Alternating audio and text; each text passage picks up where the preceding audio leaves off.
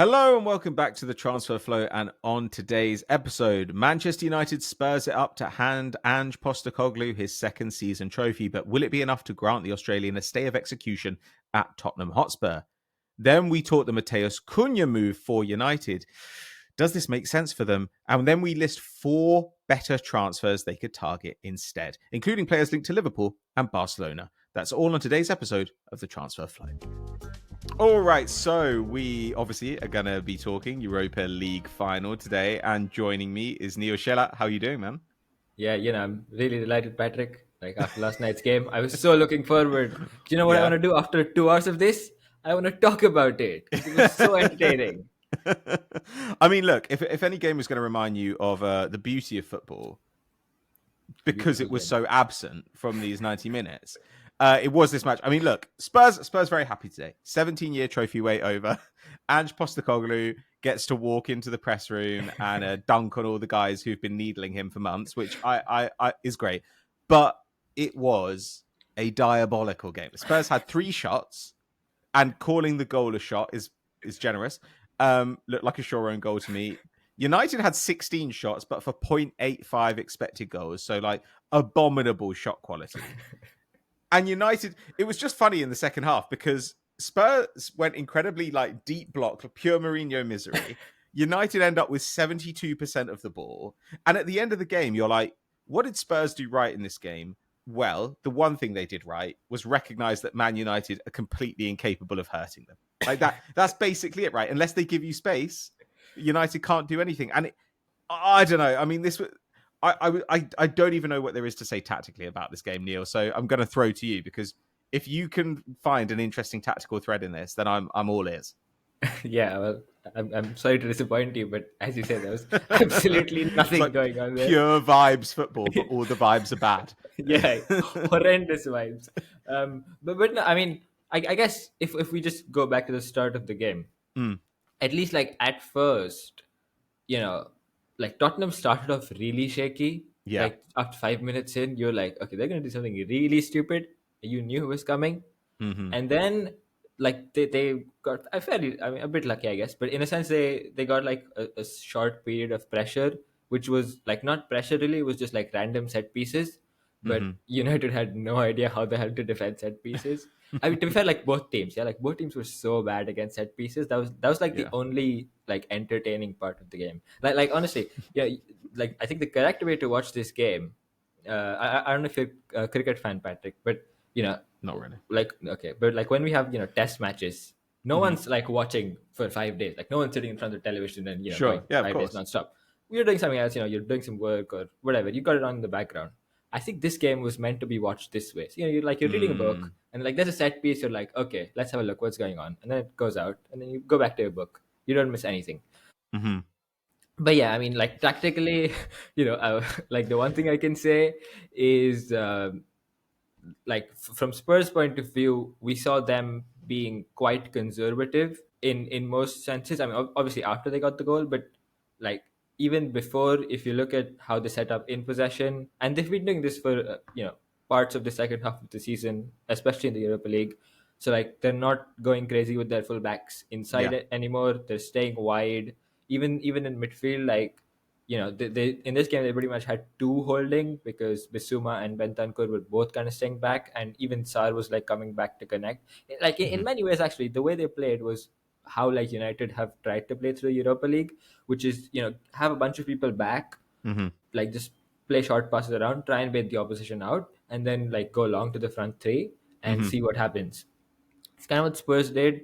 I mean, I think like Johnson made a couple of decent-ish runs down the wing, but that's about all they could manage to do.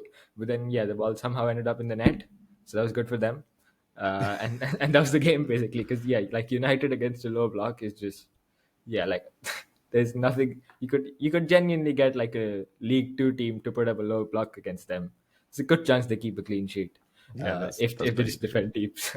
And United, United, we talked a little bit about it before we started shooting, but there's this Amorim quote on why he started Mason Mount, right? Where he was like, we want Mason Mount there because he's kind of a midfielder and we want to compact the middle. And that's because Spurs bring their fullbacks into midfield. And everybody who's watched Spurs at all over the last few months said, but do they do that? or did they used to do that? And it does feel like, I mean, look, United were bad in this game. We'll go on to some of like the other issues. But this was essentially a miscalculation, which really did cost them a lot of impetus in the first half, because Garnacho has been really valuable to them in the Europa League. He's the one guy who's done something. Yeah, and when Garnacho came on, he wasn't good, but he did immediately have a shot, forced a save from Vicario. He's very difficult to deal with. He gets the ball out wide. He's quick. And instead with Mount, it did just feel like United were kind of playing with 10, which is, partially about where Mount is in his career, but also just the fact that this didn't make tactical sense at all in the end, given the Spurs that were actually coming out against United. No, I mean, like I said to you before we recorded, my theory here is that they've taken away the Wisecout subscription.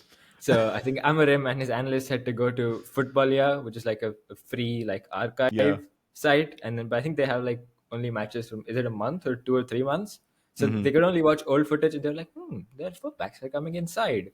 We got to play midfielder. And then, I can't imagine the surprise they must have had 5 minutes in. Why is he not going? Why is he staying there? Why is Porro not going inside? I would have loved to hear the conversation on the bench there. But yeah, I mean, what can we even say? I think, when it comes to player selection, it's United are already in a really, really bad spot because their squad is built for the exact opposite of Amorim's formation. So you're already starting off in a really bad place.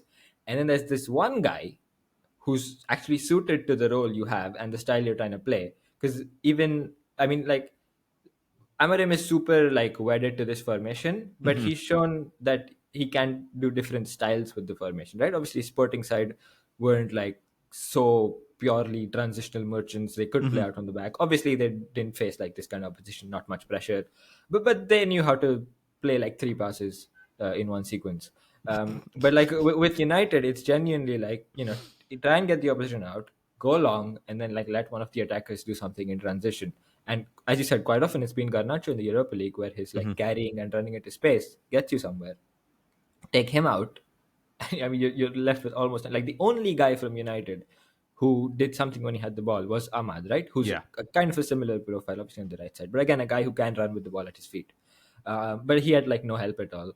And so, he would get into some promising positions, but then that's it. Because what's he going to do? Who's he going to pass to? Yeah. So, yeah, I mean, it was when you're already in a bad spot with your squad versus tactics and formation kind of match, and then you drop one of the 2 guys who's probably a good fit, it's never a good idea. And yeah, I think we saw it with United's attacking. But I mean, this has been a problem throughout, right? Because as I'm saying, there with after Amorim's come in, and especially second half, in 2025, they've fully doubled, tripled down on this transitional kind of attacking approach. But then it's left them completely clueless against low blocks. And we saw that at the end where they were just spamming aimless crosses. I don't know if you checked the stat, but do you know how many crosses they put in? 32. Yeah, you have, yeah. I don't know how many they completed. How many did they? Guess. 6. 3. Oh they were horrendous. Oh my God. And it's double the number of crosses that they attempt in a normal game, right? And sure, that is game state. They're actually... Now I think about it, they have been chasing games quite a lot recently, because there have been several games recently where I look at the stats and I'm like, hang on, Manchester United put up 20 shots. Oh, they were trailing the entire game. But in the second half, it just felt, this is where it really does come back on Amorim though, because in that second half, before we got to the last 10 minutes, which are just bunker, there were so many points where the ball would go wide to a player. And if that player managed to get free of the double team that was on them, because by this point, Spurs had 7 defenders on the pitch, they would look up and there was nothing. There would be Zirkzee or Højlund just on the edge of the box. And that was it. They weren't even committing numbers forward at that point. It was, I had absolutely no idea who that person was meant to pass to. And then at the end, you get in this situation where you've got Garnacho wide on the left. Dalot has come on. He's wide on the right. The 2 guys who are sitting deep, the rest defense is Yoro and Bruno Fernandes. And they just seem to have absolutely... All Yoro and Fernandes did was give the ball to the wide guys. And so what it would look like in those last stages is Yoro gives the ball to Dalot, Dalot gives it back. it goes like this 2 or 3 times. And because Dalot's got a defender in front of him, he doesn't want to try the cross, right? Because he's like, it's just going to hit the defender. But after a while, he'd get bored and he'd say, I'm going to play this cross. And so he wouldn't have a clear crossing opportunity. And even if it got past the defender, there was absolutely no way that Dalot was aiming at everyone. And I just thought, you've got Ahmad and Diogo Dalot out there. You should have a plan for how to work possession so that, say, Bruno gets that open play set piece, from the corner of the box and gets to whip it in at Harry Maguire's head. That has to be the plan here. And yet they just didn't do that once at all. And I kept thinking, if Spurs were playing like Brentford would have a plan for this situation. Yeah. So why don't Manchester United? I just kept asking myself, like, what's going on? And have you looked at the timing of the shots in the second half? No, I haven't. United have a shot on like 48 minutes. That's the Højlund one. They then don't have a shot for another 10 minutes. They then don't have a shot for 10 minutes after that. So like by the time we're at around the 70th minute, we've had like 2 shots in the second half. Yeah. And then another 15 minutes evaporates after a little flurry around 68, 75 minutes. And so there's just like 35 minutes of the second half disappearing with United not even attempting a shot, like not even having a shot, let alone a good shot. And I was like, is this what pressure is meant to look like against one of the worst defenses in the Premier League? And don't get me wrong, like Spurs did their job and everything, but my God, I just thought, I don't even know what Amorim thinks might happen here beyond, well, if we get a goal, they'll have to come out at us again and like in extra time, and then maybe we get a transition opportunity. It's just, I don't understand. No, I mean, I don't know what's worse. Like, is it worse if Amorim, or the coaching staff instructed the players to do this, like circulate and find a cross, or is it worse if they just left them and this is what they came up with? Like, this is so bad. Like, even if the players came up with this, I would be like, what the hell are you guys thinking? But if this is a coaching instruction, it's just, as you say, it's like beyond hopeless. Like, I mean, it's so difficult to see where they were even trying to go with that, because it's, as you say, it's just like completely pointless. Like, not even one part of it makes sense. Not from the start to the finish. Like, the whole kind of sequence is all stupid. Like, anyone can tell you it makes zero sense. And they kept doing it over and over. And then, I mean, they as you said, they had like Yoro standing back there, and then like at the end he got so tired that I think in stoppage time he was up at the edge of the box and like putting up a couple random shots which went nowhere. But Lenny Yoro, I was like, is Lenny Yoro in charge of this team now? Yeah, like he was the guy. He was running the game. And in the first half, it was Luke Shaw. In the first half, they said, who's gonna be quarterbacking from deep in this game? Who's going to be taking all the set pieces and who's going to be making the decisions? Luke Shaw, a clearly unfit Luke Shaw. And then in the second half, it'll be our 18-year-old, quite injured centre back. He's going to take a shot from 30 yards. You knew he was going to do it as well, and I just thought, this is an opportunity. I don't blame him. Like, honestly, I think that was probably the likelier way to get a goal than what they were doing. Like, a wonder strike into the top corner was more likely. Like, even maybe Onana could have had a shot and they'd come closer than that. I mean, what a game. It was. I mean, look. Should we get off the tactics of this game, such as they were then? Because I know that you wanted to ask. Ted and I had a little chat about Ange the other day. Yeah. Where do you stand on this? Now they've obviously ended this trophy drought. Like, it could be harder to sack him. I don't know if it'll be that hard though, just because of their position in the table. But where do you come down on this? Yeah, I mean, like, going into, I would say, the last few months, I have definitely been of the opinion that you should let Ange go, regardless of what happens in the Europa League or the Cup. I mean, regardless of whether you get a trophy. And like you said, you guys had a good discussion, I think, on Monday. And I mean, people have been comparing it with Ten Hag at United, right? With winning the FA Cup and keeping him, and then how that went. But for one, I think it probably wouldn't be that bad, because like Ten Hag at United was clearly going like absolutely disastrous. And the impact of winning an FA Cup wasn't, I mean, it was never going to be like really big for them, versus winning a trophy for Tottenham is going to have a big impact. Yeah. And just like, I still do think there's better coaches out there. I think you can definitely when I say better, I mean better suited to Spurs and getting more out of the squad and probably managing things better, like versus because like with Ange, if like there was a guarantee that all the players are going to be fit, like as you guys said, first not maybe quarter of the season, the first part of the season they were like up there with Yeah. the best teams, right? The only problem is the way they play. They like ran everyone into the ground, and yeah, then it went badly. But if there's a guarantee everyone stays fit, then like I think he can still do a decent job. But it's just the lack of a plan B, which is the issue. Now, for one, he's shown that there is, I won't say a plan B, but like he knows that there are other plans that exist apart from plan A, which is promising. But like the main place where I stand is, I think there's better coaches out there for this side. I think there's better people you could hire.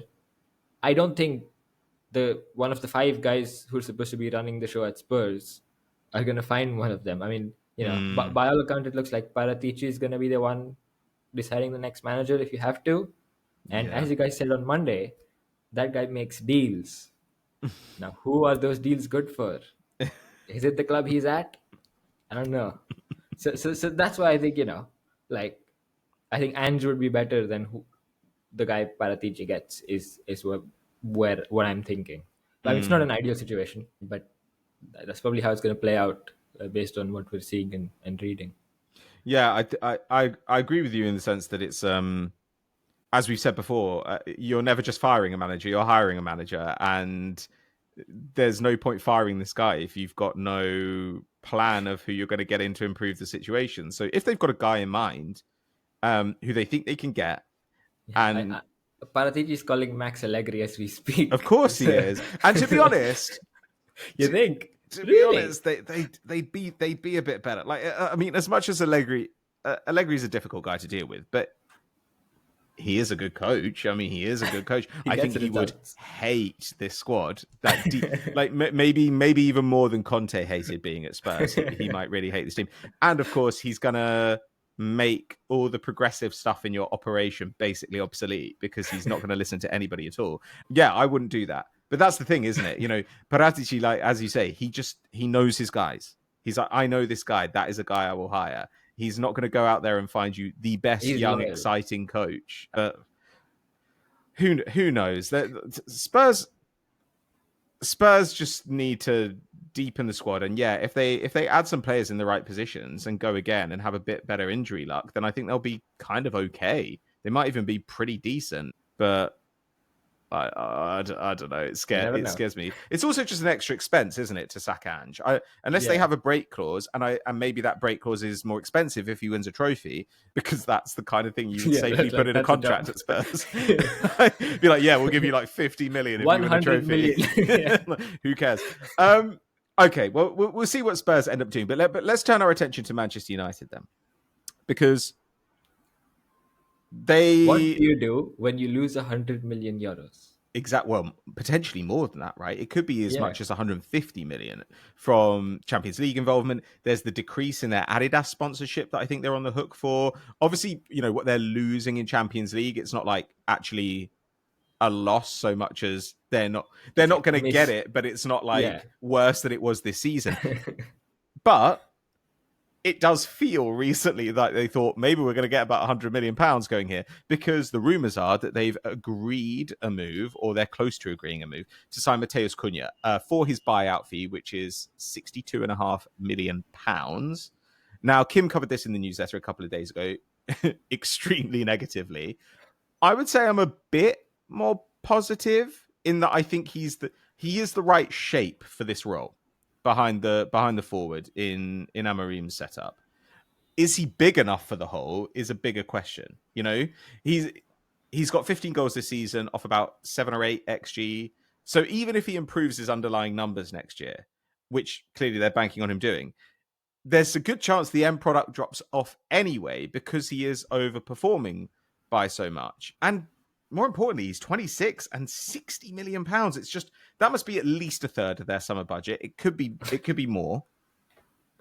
I don't know. What's it? Before we're going to present some alternative options, guys who they could bring in instead of Cunha, who are younger and would cost less money. Before we get into that, what's your take on Cunha? Because it was quite controversial, Kim's newsletter, and United fans understandably are like, well, when we did this 10 years ago, it sucked, and when we did it 5 years ago, it sucked, but this year it's gonna work out. What do you think, Neil? No, I'm totally with you guys, and I mean, I think you said as well in the Manchester United rebuild episode when like this was like more of a rumor then, but like this is the one position in the Manchester United squad where Amorim has a couple guys who can actually play the role he wants, right? With Ahmad and Garnacho, like compared to you look at like wing back positions or well, striker, where it's like absolutely dire. He has a couple guys who can do a job, and they have no like their budget, as you said, is not going to be big. I mean, they've lost a good chunk of that potential budget with Yeah. this defeat. So, like 62 million on a guy who, sure, like is probably some level of an upgrade on to the guy you already have there, but by all accounts, far from the main priority in the squad, and equally not someone who's like a super long term signing either. As you said, like with his age, it's not like it's not like he's like a super talent. He's not like a 19-year-old. You're like, okay, even if he like we're overpaying for him in the immediate term, but like 4 or 5 years down the line, we'll sort of get back our investment, whatever. It's none of that, right? So yeah, it's not clever business, but like that's what you'd expect from United at this point. Um, yeah, I mean, I think it's quite a silly signing, and like honestly, like even when I was thinking about these alternatives, like these alternatives are, as you said, younger and cheaper. Like we're talking half the price or even less. And even then, I was like, do I really want to do this for United? Like I could use this money somewhere else. Can I find someone cheaper? Yeah. Can I like just find more money for other positions, because this is really not the main priority. But yeah, they're just I mean, yeah, like it, as you say, like they're probably banking on him getting all these like 15 goals or whatever again. It's like almost, I can pretty much guarantee it's not going to happen. And yeah, like next summer we're going to be having another discussion about, oh, where did United waste the money? Well, some more incredible signings. So It's amazing how I feel a few teams have signed Matheus Cunha in the past, like certainly Atleti and Wolves. They've signed him for larger fees than they should have, and they've still managed to turn a profit off him, which is kind of amazing. Like Cunha is like the pyramid scheme of football. But he's he's a good player, and I think he'd be quite fun in this role. yeah, But for yeah, sure. he's 5.5, 6 years older than Garnacho, who has looked, he's raw, but he's promising. He gets shots. Okay, I agree. I think they're going to try and flip. They're obviously going to try and get rid of anyone they can. And maybe if Garnacho goes out and one of the strikers goes out, then they can get a couple of these young forwards and still spend some money in a fullback position or something. Who do you think they should consider instead of Matheus Cunha? We've brought two options each. We've accidentally ended up doing all Liga options. But, if you want a cheap, interesting young attacker, Liga's a good place to look. So who's your first choice?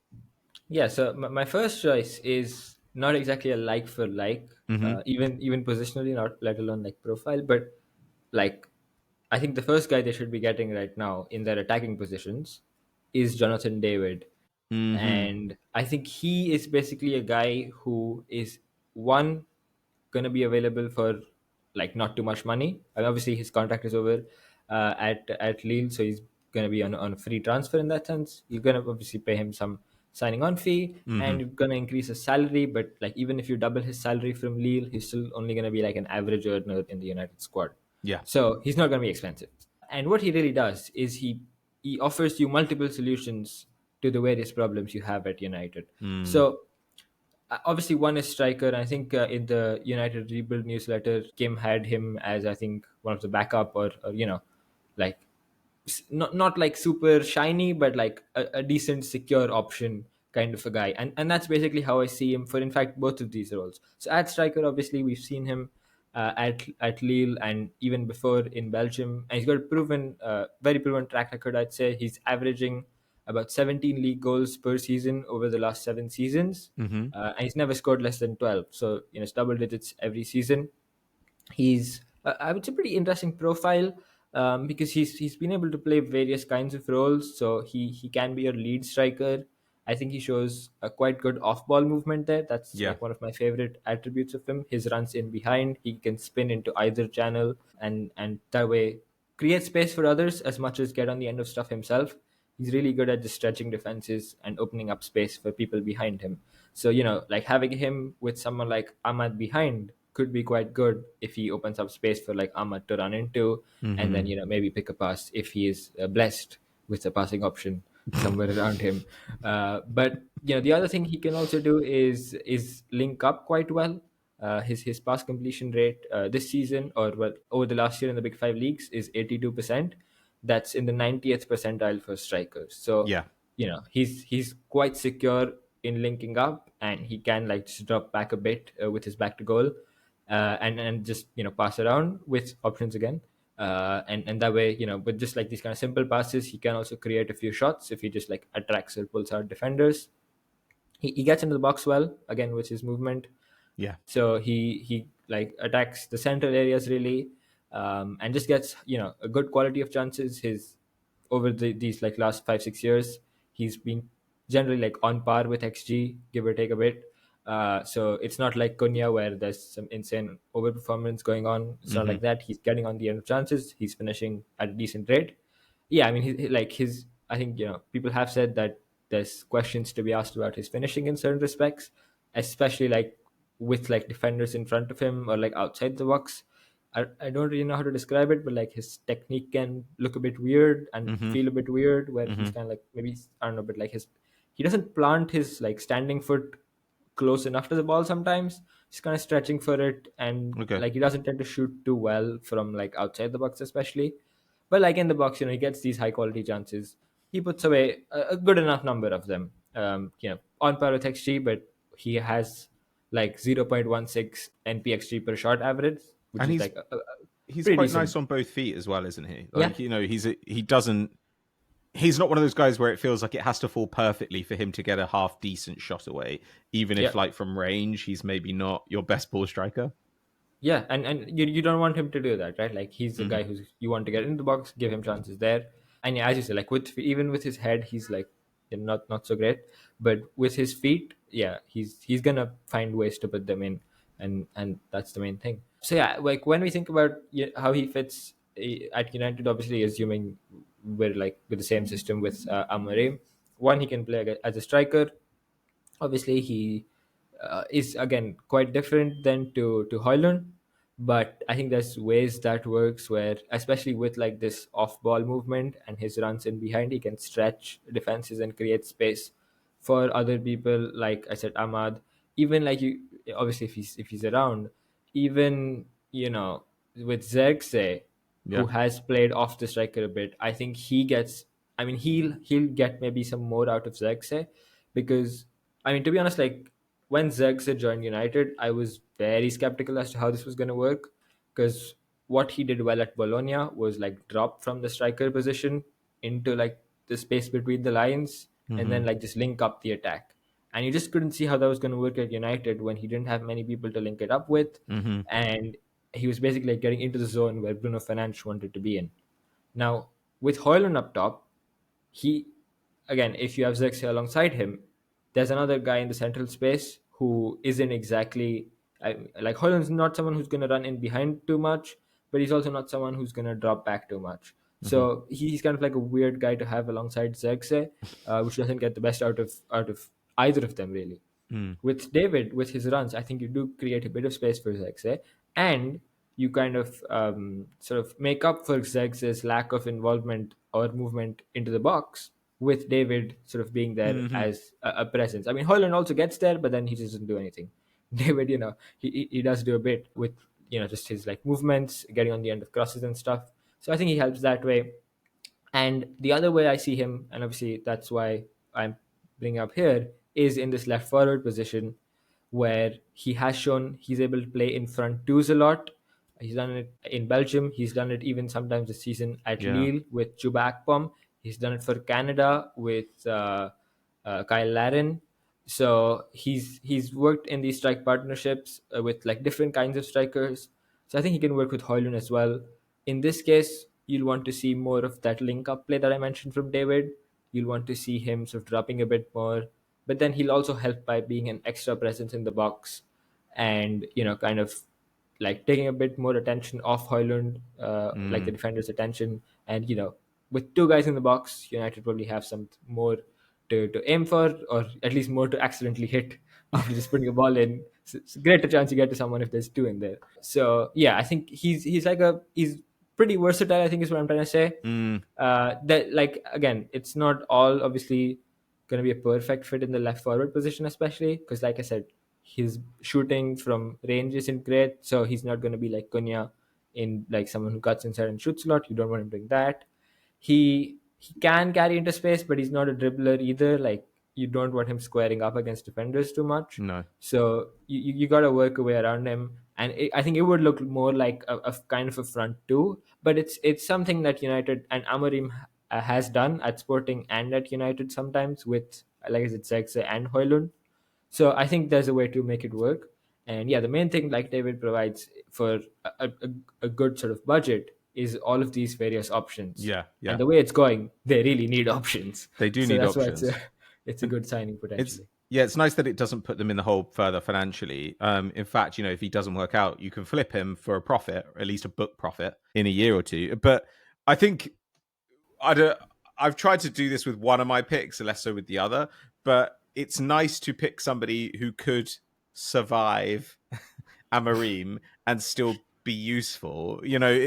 As much as you want to pick guys who can really work for this coach, it's good if these people could also play in a different setup and cover multiple positions. And I don't think any coach is ever going to complain about having Jonathan David in their team, because he's an intelligent, hardworking player, even if he's a limited player in some ways. Plus, I guess it doesn't suggest certain sales. Like, there are some players, I'll come on to one in a bit, who, if you buy them, it kind of implies that you're going to sell a specific player from your squad. Whereas David, you could bring him in, and if you end up, whoever you get a good offer for, whether it's Højlund or Zirkzee or Garnacho, you can move them on, and you can say, well, David can kind of play the role that's being vacated. My first choice is Evann Guessand of Nice. So he's about to turn 24. So he's quite late, blowing up, but he has really blown up this season. And interestingly, of course, he's blowing up playing in a 3-4-3 at Nice, though he's playing on the right mostly. I think that's interesting, though.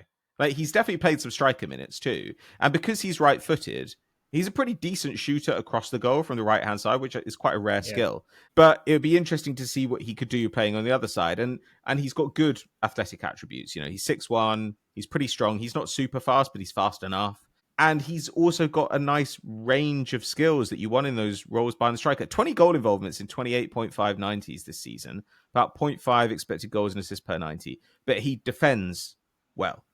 His shot numbers are a little low, but he gets lots of touches in the box, so maybe those would go up. He gets fouled a lot. He's a big aerial presence. United have been linked to someone like Semenyo recently, and I'm not saying these are the same kind of player, but there are some similar benefits here in that I think Guessand could plug into any of these attacking roles and be useful. And he is going to be a big match for some defenders. And I think he'll be able to work that out and then give you some dribbling and ball carrying ability in those games. But he's always going to win you territory by getting fouled, I think. And he's always going to compete for headers and press pretty well, which is something Important. United need. It at least means there's a floor on what you get out of him, which United absolutely need to think about right now. They keep going for guys who they're like, well, the ceiling is he's amazing and he fixes everything. Yeah, he's the one. But the floor is he's absolutely useless. And we spend 5 years trying to get out from underneath this contract. Guessand, if Man United come in for one of their players, they're going to charge a reasonable fee. But it's not going to be 50, 60 million. It's going to be it's 30, Nice, isn't it? So it's Sir Jim dealing in the mirror. Yeah, that's true, actually. Yeah, but I mean, 20 million. I have no idea how these decisions are made, though. That's the thing, and I don't know. So I have no idea if he's able to say, "Yeah, well, okay, well, you need to charge £10 million for this guy." No, I mean, there is fair market valuation rules with multi-club stuff. But yeah, as you say, it's not going to be something crazy. But yeah, just the main thing though would be from Guessand, he's because Nice qualified for the Champions League, right?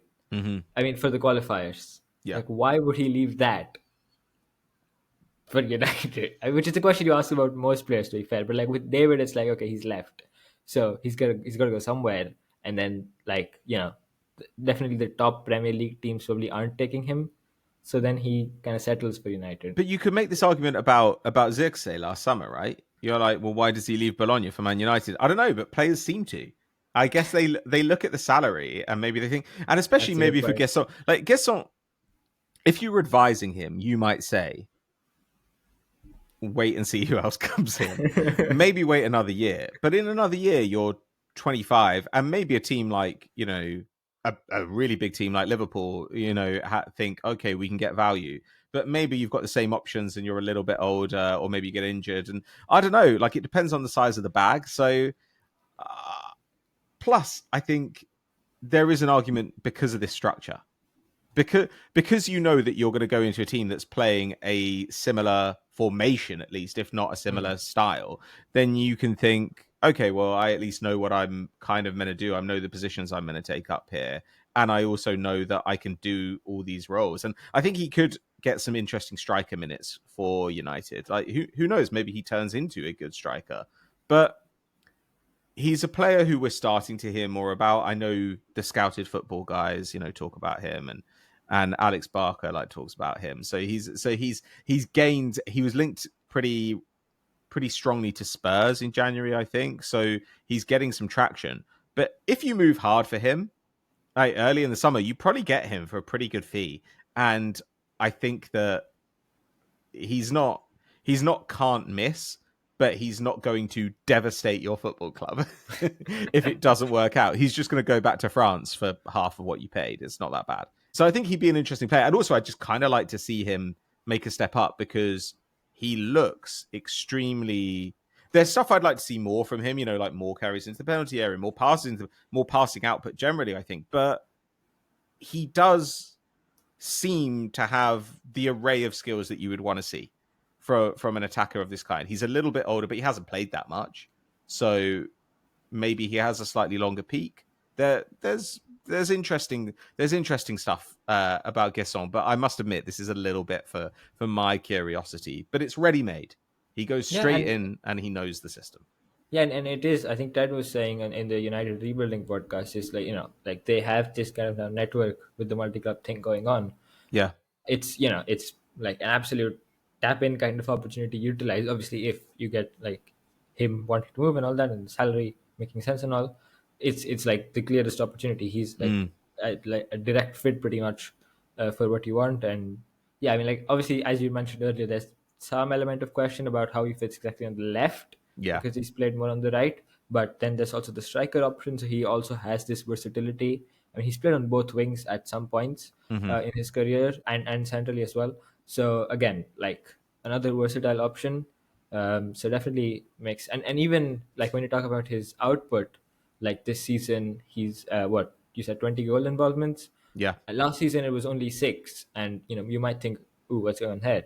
But then you look at his underlying numbers, and it was like from 8.4 xg, something like 1.5 xag. Didn't get any assists, so his underlyings are kind of there and that about where you want them to be for a couple of seasons. Yeah. So it does look like a sensible signing for the right fee, which you will hopefully get when you're negotiating with a club you own. So I would be interested in seeing how they can mess this deal up. I'd be impressed if they find a way to do it. I'm sure that they would find a way to do it. For sure. That's their one superpower. Okay, moving on to our next Ligue 1 find. Okay, so David is more of a utility piece. Your next option is it a more specific player? Yeah, I would say so. I mean, I think this is also one which what I was talking about with Cunha and his age profile. This is one who's much younger and someone who can sort of really grow in the coming years. And maybe you might have to overpay for him this season, Yeah. but he is someone who you can, if you're sort of going to back him, he's someone who can actually grow over the next few years and sort of repay that investment. So the guy I'm talking about is Eliesse Ben Seghir. Hmm. He is a 20-year-old Moroccan international who's come through at Monaco. Now, as I was saying, like before we got into this section, while I was looking at these names, I was like, do I really want to be doing that? And with David, I feel okay, it kind of still makes sense because of like all the various options we talked about. With Ben Seghir, though, I really do think, this isn't like a very advisable signing to make if, I was just going in with a blank slate. Hmm. But it is like 5 times more advisable than signing Cunha for that fee. So that's why I'm suggesting him. So, but I mean, I'll talk about him for a bit because he's maybe like I'm obviously he's been rated highly, but he's also not really had like the smoothest road so far because he broke through Yeah. in 22-23. He made his full senior debut on like the 1st of January 2023, and like it was very clear he's a great talent. You could see it right there. I mean, I watched that game, and like one of the first things I noted was just how much of a direct and like electric dribbler he was, Yeah. and he was already looking like super self confident. He was kind of ready to take the game over right from his first full senior debut. So it was all like promising signs. But then the following season, he was like hampered by various injuries. He didn't get a lot of like consistent match after match kind of action. So that obviously not ideal for a young player breaking through, a teenager. But this season he's been back on track largely, I'd say, and he's developed quite well. I think he is so he's someone who generally starts on the left in Monaco's 4-2-3-1. Can also play in the number 10 position. Yeah. Regardless of where he's starting, he's a guy who wants to get into like the left half space kind of area. Hmm. He can go pick the ball up wide and like dribble inside, but that's where he ultimately generally tends to get to. And yeah, I think he's really developed with his off ball positioning and movement. These are the things I think he's really worked on from his like senior debut to now, where he's moving around really nicely, picking up good positions, even where like he's not the one receiving the ball, creating space for his teammates, that kind of stuff. We're seeing more of that, more like forward runs in behind, those kinds of things. So it's I think he's grown into a more intelligent player.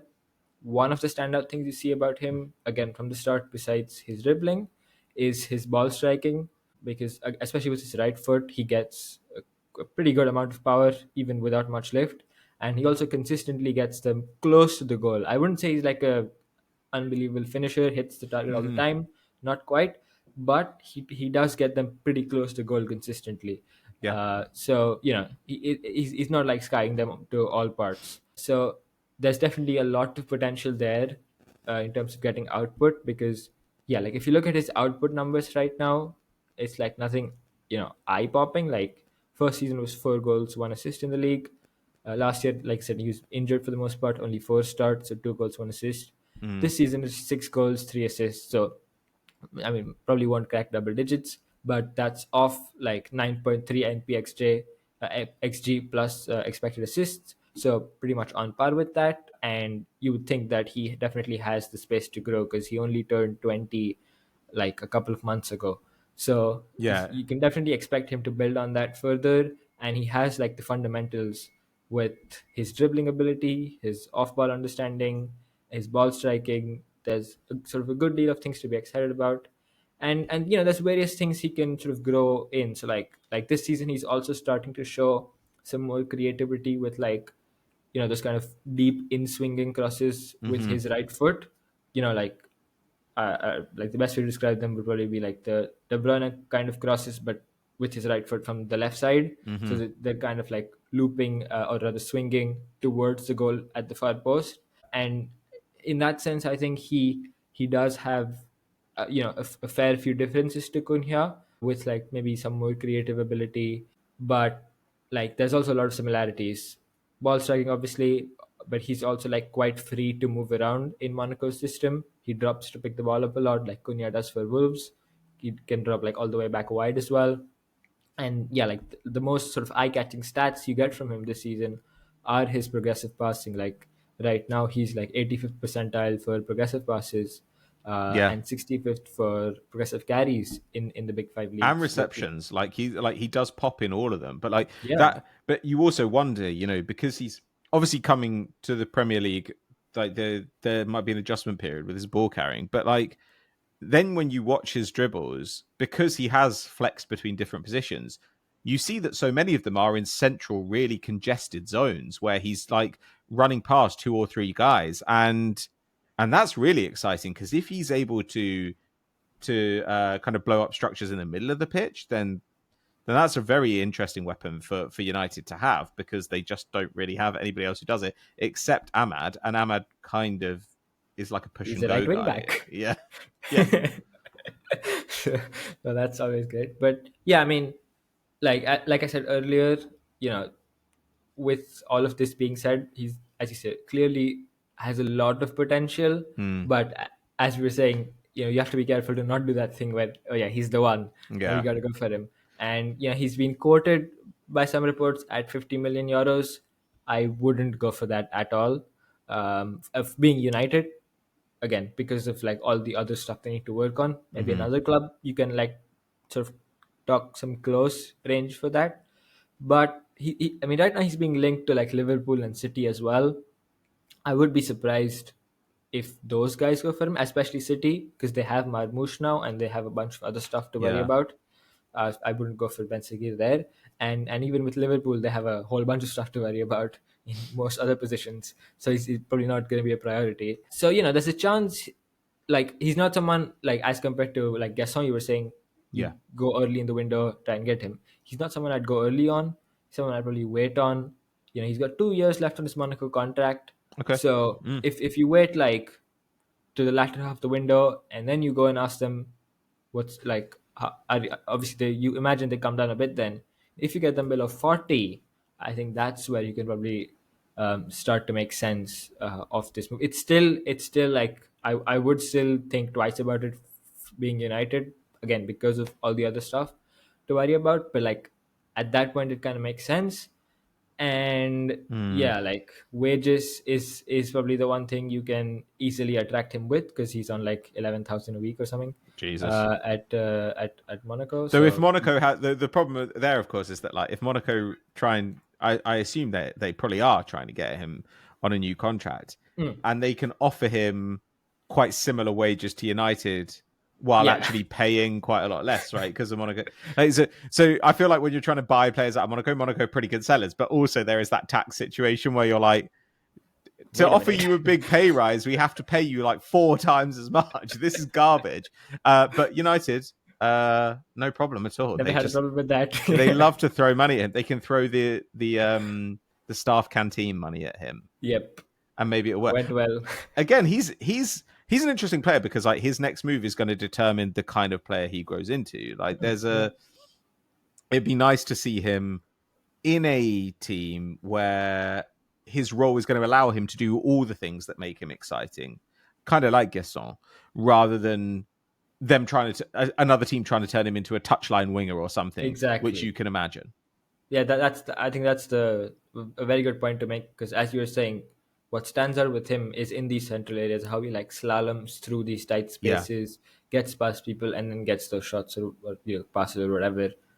But there is always the risk where you look at his dribbling numbers, look at his dribbling like quality and technique, and well, not anymore with what City are doing, like not now, but like 2 years ago, if City went for a guy like this, you can expect him fully to get like the Doku treatment or Grealish treatment and yeah. be shuffled out wide, and then look like not so great anymore.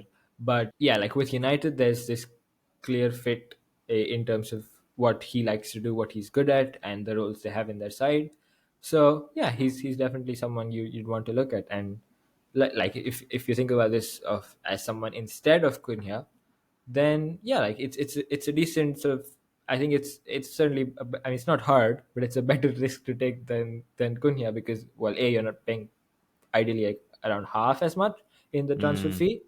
B, he's younger, and when you look at the underlying numbers, he's not that obviously in a weaker league. mm. He's not that far off Cunha either. So as long as Cunha doesn't put up another insane overperformance season, obviously I'm not saying he's not a better player. He is. Cunha is, but Ben Seghir isn't going to be like that big a drop off. even like in the immediate term. And if he pops off, obviously he probably has more potential. So Yeah. like if you put it all together, I guess it makes a bit of sense. But I really had to make a long argument for that, and my final line will still be: look at the other positions, guys. Those are more important. But like, yeah, there is the kind of like weak league part of it, but even in the and obviously Ben Seghir's numbers come down in the Champions League, but even in the Champions League, there's still a lot to like here. Like the dribble numbers are kind of similar. Yep. Like he doesn't actually get dispossessed that much either, which I like about him. He's still going to give you something. Like you can go and crunch some tape of him playing some real teams this season, and that can defray the risk a little bit. So again, really, I think he's a really interesting player. My last one is, I know that you were interested in doing this guy as well. He is a different kind of fit, right? So this is Malick Fofana. He's currently being linked to Liverpool, which is interesting. He's got around 2,000 minutes across the league and Europa League this season. He's also 20, right? He's 20 years old. Yep. And one of those two young wingers that they've got at Lyon. You've got him and you've got Nuama, who are both kind of interesting in their own ways. 16 goal involvements across 2,000 minutes this season, which is good. And his expected goals and assists, I guess, are a little lower. Like he's in the 0.4 range, which is not, incredible. But he's giving you so much other stuff, right? Like this is a guy who drives you upfield with progressive carries, and he's got 11 progressive receptions per 90, so that would rank 9th in the Premier League this season. His 6 progressive carries would rank 4th in the Premier That's League incredible. this season. Though I've got to say, do you know who's roughly level with him on both those metrics in the Premier League this year? Very easy guess. Alejandro Garnacho. Alejandro Garnacho. Yeah. I had him in my shortlist, and that's why I ultimately didn't go for him. I Sure. went for Ben Seghir. Like I was torn, but I was like, listen, there's Garnacho, and then there's this guy. They're the same player. They're the same player. That it does feel that way a little bit. So one of the advantages of Fofana would be if you can sell Garnacho for big money and you can replace him with Fofana for half that money because Lyon need to sell. They are broke. They are broke. They're worse than broke. If he's like 25 mil or something, you could lowball the hell out of Leon. I think like the only the only concern you'd have is like anyone else going in for him. Yeah. But again, like similar to Ben Seghir, like the fit thing is kind of an interesting thing because I mean Fofana did start as a wing back when he was going through in Belgium, but he's played more inside in like these more like half space kind of positions at Lyon. So if like all the bigger teams who have like these wider wingers stay away from him for that reason, you can lowball the hell out of those guys because they're not even broke. Like those guys are in serious trouble. They need to sell, otherwise they're basically getting relegated. The financial like deals they have been pulling off are beyond Paratici's level. Like they're on another level of questionable dealings. Let me put it that way. So yeah, like you can definitely like. I would say even though Guessand is like multi-club group thing, you can probably get a better deal in terms of transfer fee for Fofana just because of like how bad Lyon's situation is. Yeah, I agree with this. And I mean that history of playing multiple positions, I think it's positive and negative. Like there's some stuff that you still want to see climb, obviously in Fofana's numbers. Like shot numbers are quite low, dribble numbers are weirdly quite low, which when you watch him feels surprising because he is carrying so much. But on the other hand, he doesn't shoot from stupid locations and he doesn't turn the ball over much, which I really like. And he does give you a bit more flexibility. If you isolate him out wide, he's not going to cry about it. He's still going to give you something. He's a bit, I guess his attacking play is a bit predictable. Like when you watch him, you do feel like you're in a straight line. Oh my God. And then he checks back onto his right foot and he curls a little cross in from the corner of the box. And that's what he does every time. And United do not have the weaponry to make that worthwhile unless they sign like Denzel Dumfries at right wing back. Like they're not really getting any change out of that. So I don't like that. Yeah, it's just. Oh, don't worry, guys. We've got like Mazraoui coming in the wrap. But when I watch him, it does still feel like he's added some tools this season. So he's had a few assists where he hasn't cut back onto his right foot, and instead he's like drilled in a low cutback with his left. and you think, oh, it worked this time. Wow, like maybe There's we'll other learn ways to something. create chances. Yes, Yeah. exactly. So I think that he's okay on his left foot actually. Like he's had a Yeah, couple of he is. nice Yeah. goals and some nice assists on them as well. I think it's like he strikes it like I think with good power with his left foot as well. So Yeah, and yeah, you know he doesn't panic about it, which I like. So he's the interesting thing, I guess, the way he does differ from Garnacho, or one of the ways he differs from Garnacho, is that Garnacho puts up his expected goal and assist numbers largely through shooting. You know, Garnacho has loads of shots, but he's not that much of a passer. He's not very creative. And Fofana is the other way around, where he gives you a little bit of shooting value, but mostly it's passing. So the question here would be whether Amorim kind of prefers that, and a guy who doesn't turn the ball over quite as much as Garnacho. That's obviously beneficial as well. But this does feel like if you can negotiate a low fee and if you can negotiate a good sell for Garnacho, you can maybe swap those out without losing like that much. He's a bit younger than Garnacho, not much. But you haven't really lost anything there. You've swapped a good young player for a good young player. So I wouldn't mind it from that point of view. Does it actively improve them? I don't know. You're still hoping that he makes a leap with his shooting or that his passing becomes really outstanding, but it's pretty good at a pretty young age. So I like him.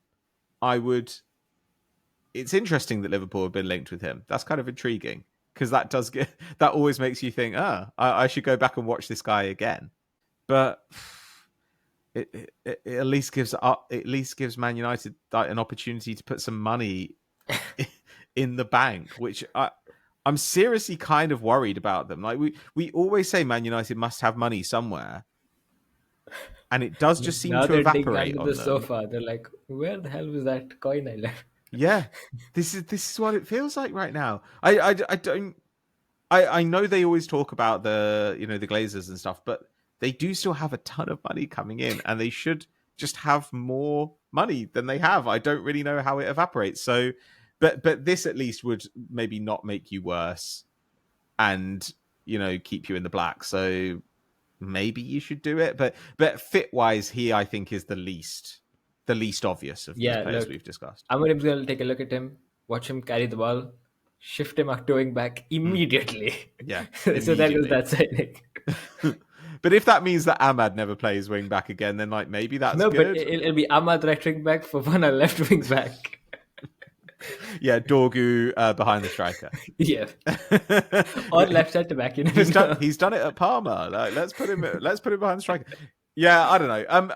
Look, I think these are interesting players, and I think they're players who could potentially have, some suitors this summer. If you had to pick one of these for United over Cunha, who would you go Jonathan for? David. Jonathan Every day of the David. week. Yeah, just because of like the sensibility of it. Yeah. And because like Cunha is a nonsense transfer, so that's why.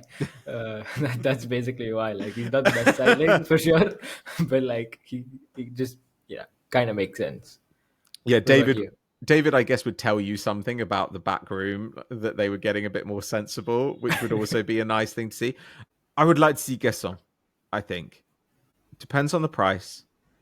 But that one could be really fun. And I think it does have really high upside. Whereas with David, I think the David's advantage is very little downside. The ceiling is here and the floor is about here, and that's it. Like you're pretty much guaranteed, you know what you're gonna get with him. Exactly. And there's very little wiggle room either way. Whereas Guessand, I don't know. He also plays. He must play with Diallo at international level as well. He's Ivorian, so Yeah. So maybe When there's they're both fit, that is. Have well, they ever been fit in the same window? probably not. But like this seems to be like the curse of the Ivorian Football Federation, that their best players are just like guaranteed to get injured year on year. All right.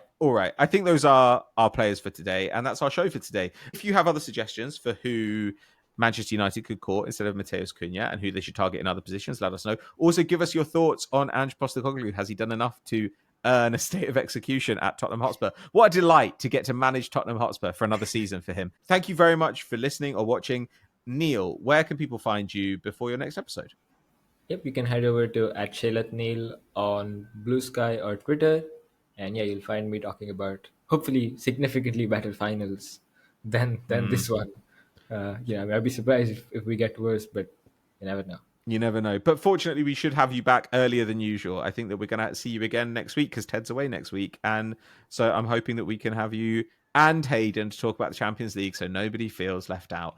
Thank you very much. And we'll catch you all next time. Bye-bye.